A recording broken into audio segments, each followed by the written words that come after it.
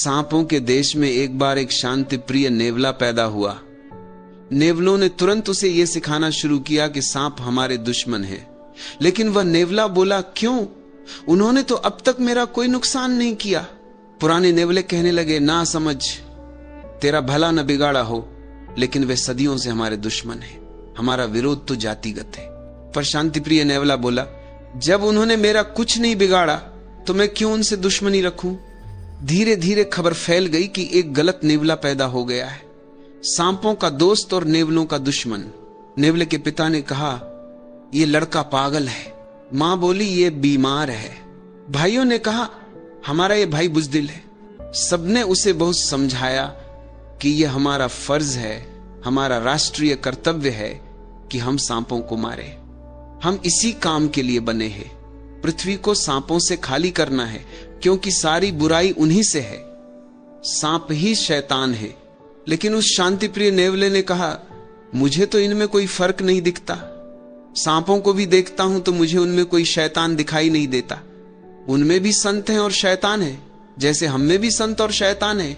खबर फैल गई कि वह नेवला असल में सांप ही है, सांपों की तरह रेंगता है और उससे सावधान रहना चाहिए, क्योंकि शक्ल उसकी नेवले की है लेकिन आत्मा सांप की बताई गई। बड़े बूढ़े इकट्ठे हुए, पंचायत बुलाई गई और आखिरी बार कोशिश की गई उसे समझाने की। तू पागलपन मत कर, नेवला बोला, लेकिन सोचना समझना तो जरूरी है। भीड़ में से एक नेवला चिल्लाया, सोचना समझना गद्दारी है। दूसरा बोला, सोचना समझना दुश्मनों का काम है। जब वे उसे समझा नहीं पाए तो उन्होंने उस नेवले को फांसी दे दी। जेम्स थर्बर ने इस कहानी के अंतिम वचन में लिखा है, इससे यही शिक्षा मिलती है कि अगर तुम अपने दुश्मनों के हाथ नहीं मारे गए तो अपने दोस्तों के हाथ मार दिए जाओगे। मार तो तुम जरूर दिए जाओगे। ऐसी ही स्थिति हर मनुष्य की होती है।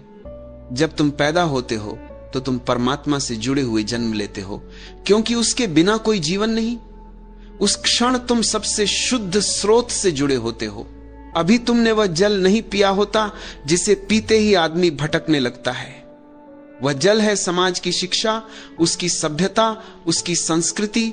वही जल जिसे समाज बहुत जल्दी तुम्हें पिलाना चाहता है। और एक बार वह जल पी लिया तो तुम भूल जाओगे कि तुम्हारे भीतर भी शुद्ध जल का एक झरना लगातार कलकल बह रहा है। इसीलिए समाज बच्चों को जल्दी से शिक्षित करने को उत्सुक रहता है। आखिर इतनी उतावली क्यों? अगर बच्चा कुछ दिन अशिक्षित रह जाए तो क्या हो जाएगा?